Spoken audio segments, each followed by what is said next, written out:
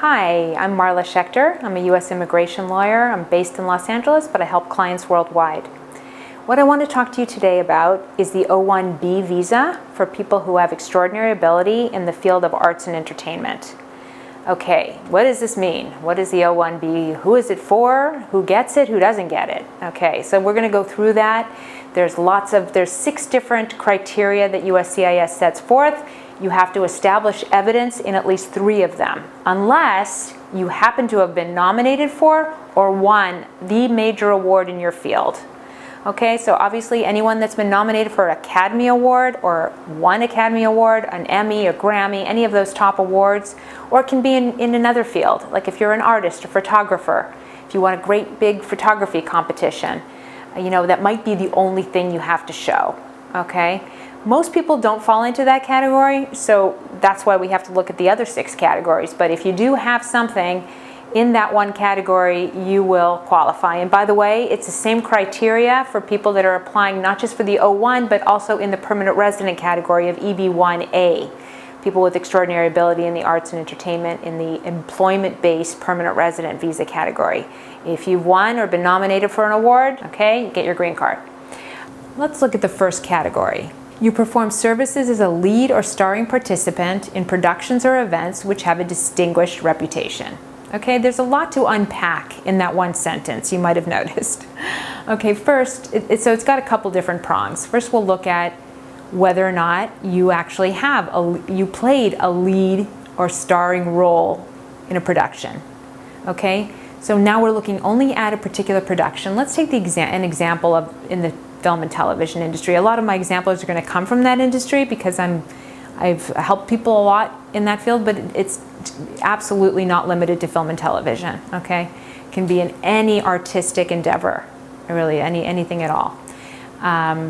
So have you played a key or starring role? So a star, obviously, an actor is playing a starring role, or they're the co-star, they're on camera a lot, that's obvious. But somebody else who is playing, some sort of a key role or a critical role in a production can be someone who's a cinematographer, or I even had a colorist one time. And colorists don't get a lot of recognition. Their name never appears on anything, but they were the key colorist on that production, and you will find their name and you will find someone to say, without that person doing the color palette, this production would not be what it is. So even someone who is the lead person in any aspect of that production can qualify as playing a leading or critical role or starring role. Okay, so that's the first prong. Did you play such a role? The second is, did the event or production itself have a distinguished reputation? What does distinguished reputation mean? It means that irrespective of whether or not you were specifically singled out and noted for your contribution to what you did in that production, production maybe won some, say it was a film. It got some recognition at a film festival. It got some critical reviews about it, not about you, but about the production itself. So you can see how a production can garner a good reputation, a distinguished reputation. And again, like these words, they're terms of art, and they are not defined anywhere. So there's room to be creative in trying to explain to the government, to USCIS, why should we consider this production distinguished? Why is that? And you'll give them lots of reasons, and we'll come up with those reasons. So that's the 2 prongs that you've got to look at on that one. Okay, the next category we're going to look at requires you to show that you achieved national or international recognition for achievements as shown by published materials by or about you in major media, okay? So this category, again, has a couple of different criteria. First of all, is there published material about the work that you've worked on, the production, the event, the piece of art, whatever it is? Is there published material at all about it? And second, did it receive national or international acclaim? And third, is it about you? Okay, just general material about the production with no mention of you is not going to help you in this category. It will help you in other categories, like we talked about in category 1. You need to establish that the production had a distinguished reputation. So anything written about it and published about that event or production will go into that prong 2 of item 1, if we can get technical here on the categories. But in this case, it has to be about you. So it can be an article written about you in the field that you really do a lot of work. And if someone, a national or international publication published an article about you, that's really something. Okay, we'll include that. If there's been an interview about you, that's definitely something to include. And these, by the way, these publications can be online publications. They can be something that, didn't cost a lot to produce, but they have a staff and they're blown out internationally, and we can get circulation numbers on online publications as well as print publications. So those are good to use.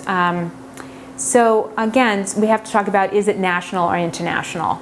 So when you look at that, you say, if it's strictly a local paper, something with a very small distribution, and it got attention in the city of London, England. Okay, London, England represents Great Britain possibly, but it's not Great Britain, okay? It is, if it was a local publication within London, it's not going to qualify. It has to have been in the major London publication. For example, something that was published in the New York Times. The New York Times has an international distribution. So once it's published there with your name on it, you have everything it takes to get evidence qualifying in that category, because you have work about you that has been published, and it's been published in an international publication. Even though it's just a New York Times, it has distribution worldwide. So it's very important to look at circulation numbers and distribution numbers to see how large the readership is and all the different countries it's going to, or at least in one nation. It doesn't have to go internationally. It can be only published in your own country, country you're from, but it has to have been from all, shown that it is distributed to all the major cities in that country. Okay. The third category we're going to talk about is somebody who has performed, again, a lead, starring, or critical role for an organization or establishment that has a distinguished reputation. Okay, so notice this is very similar to category 1, but it's not focusing now on the event or production specifically that you were involved in, but you're focusing on the organization that's behind that event or production. Okay, so say you worked on a film for Disney or Netflix or one of the other leading distributors of entertainment content, and it didn't get a lot of attention. Okay, everyone has a flop. Okay, not the end of the world. However, Disney was behind it. Disney has a major international reputation, a very distinguished reputation. So that's an organization with a distinguished reputation. And by the way, I like to go off topic a little. It's not really off topic, but to give a different example that's not from the film and television industry, because not everyone has worked with Disney. Okay, I get that. But suppose you had someone who's a leading photographer in their country. So there may be an equipment provider. It could even be a U.S. manufacturer or Japanese, Chinese, one of the leading manufacturers of camera equipment that has recognized that person as being very able and very talented in what they do. And they'll give that person their equipment to beta test and to represent. They do have those people do commercials sometimes, even if they're not really well-known figures. But if they're known even among just the photographers in the country, not among everybody, but something that will get shown in a professional journal or publication, that's excellent, because that's showing that you're someone who the photography community, the people that really know photography, they're talking about. Okay, and you've been recognized now not just by camera equipment company who you've been asked to speak on their behalf for, but you've also been asked, you've got a reputation among your peers too. And the camera company wouldn't have selected you to do this if they didn't know that you had a reputation among your peers. So that shows a lot.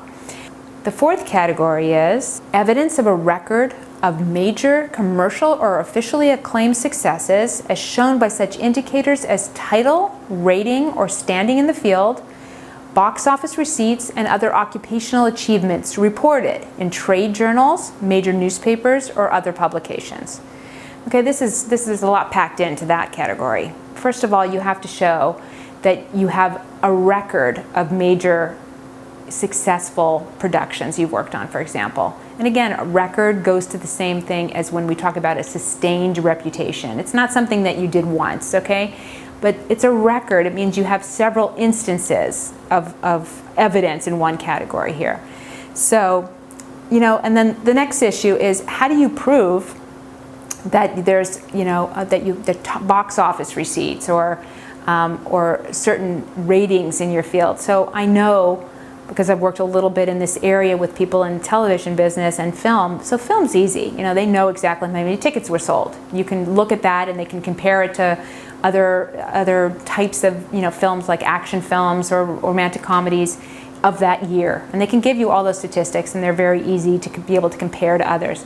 But people working in television now, there's so many channels of distribution that you may have, if you even are on network, you may have, among all the things being distributed on television itself, and one time slot at 8 o'clock on Mondays, there could be 50 different shows appearing at that hour. Or they may be something that's coming out then, but that can be shown later on demand, whatever. So it's very hard, the way that television is released now and distributed, it's very hard to measure those things.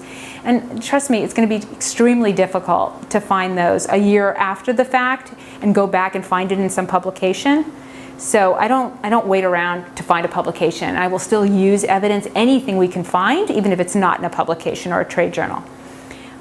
Very often what I'll do in that case is I'll ask my client to get information directly from the studio, who will be able to tell him, well, your show did really good in the 18 to 35 male category, and you came in fifth place of all shows that were going live at 8 o'clock on a Monday night. Your show came in fifth. Well, fifth doesn't sound amazing, but trust me, out of all those shows, and there's a lot of content now, fifth is really not bad.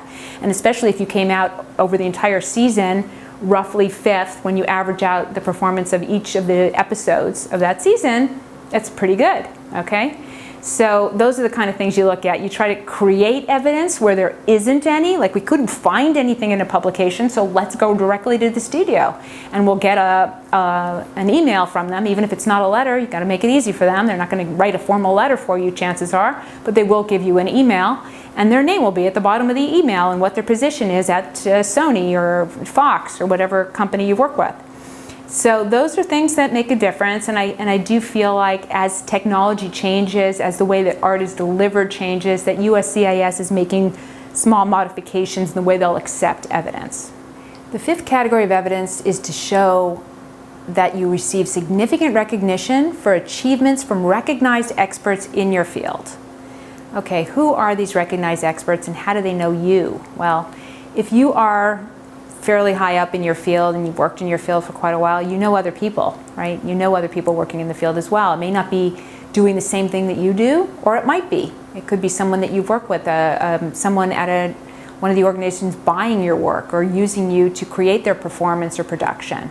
Okay, those people are going to be your best bet. And honestly, this particular category of evidence I use in every single one of the petitions, because people know other people. If you're successful in your field, you're well connected usually, okay?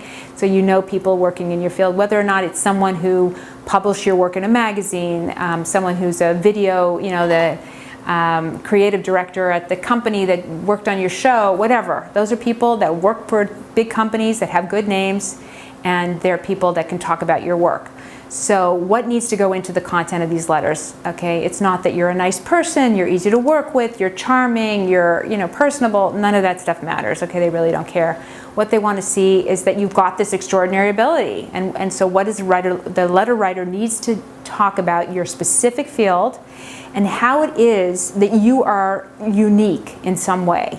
So you're not just any actor or any writer, but let's talk about the example of film production, because I've worked in a lot of cases like that. So in film production, do you have some specialty? Like, what do you do what's your workflow in pre-production, in using filters, lighting, sound? What is it in post-production? Do you use special filters? Do you do voiceover, special kind of voiceover work? There's a million different things in the course of production that somebody uses that they really like, that they like to use in their work, that maybe the next guy who may be successful also, but that person does not use. So that's what USCIS wants to see. They want to see what makes you unique and special in your field, and that's what makes you extraordinary. Okay, so again, use those in every single case. I like to include at least 3 or 4 of those letters. I'll work with you on editing them and getting them just right, because I know what the right kind of letter looks like, and that's what you'll need in that category. Okay, let's move on to the final category, which is category number 6, and that is to show a high salary or other substantial remuneration for services in relation to others in the field. Again, this is tough to prove. There is some information online with respect to, say, writers, directors, producers in certain countries. I know the UK has some like UK salaries in the arts and entertainment, and the United States and Canada have those as well. So I definitely use those. I've worked with many wedding videographers, for example, all of whom got their O1 visas, and there's a lot written about what photographers make or videographers make. But if there's not, it's not the end of the world, okay? We can get that information in other ways. So we can look at different articles online that may discuss the salaries of some of these people in different countries, or you can get some of the people that wrote you letters. For example, if you are represented by an agent in the UK and Canada, in Chile and Cuba, it doesn't matter, we will go to that agent and ask them if they can discuss all the people that they represent. And you know, it's not just people they represent. If they're an agent, a literary agent working with writers in any country, they'll know what writers make, okay? Whether or not there's Writers Guild minimums or not, they'll know the range of what makes someone particularly special in that category. What's a high range, what's a low range, what's middle. Okay, and they're able to document that. If you get a couple people to document, you know, as to this person's extraordinary, and one of the reasons we know that is because they have achieved one of the highest levels of remuneration in their field in this country. So that's one of the things, and I use that quite often. The other way we document that is by showing past contracts of work you've done, and even, you know, like speculating as to the number of hours you put into it, and using an hourly rate or a daily rate or weekly. You know, you can break it down however you can. So those are some of the ways to show salary. Okay. Anyway, that's it for the categories that make you potentially eligible to get an O1. There's a lot of creativity that goes into putting these together. A lot of work on the part of the lawyer. You know, you can't just I've seen some lawyers take all the evidence they find that the client gives them and just shove it into an envelope, write a very brief cover letter, and send it in. Okay, those petitions are never going to work out, and this is an area that you'll get a fair number of requests for evidence on. The lawyer's job, in my opinion, is to take each piece of evidence, examine it, and see if they can tie it to a particular category of evidence where it'll work. And then you'll have to go prong by prong and unpack that category and show how it is that this is that the person played a critical role in this production, and how the production has a distinguished reputation. You may have to look at, you know, all the things we discussed, okay? So it's a lot of work, but in the end it pays off, because you'll get your O1, you'll be on your way to expanding your career and growing to heights that you never dreamed possible. All right, thank you so much for listening. It was a pleasure talking to you, and please be in contact with me, send me an email, or just call me and let me know how I can help. Thank you. Bye-bye.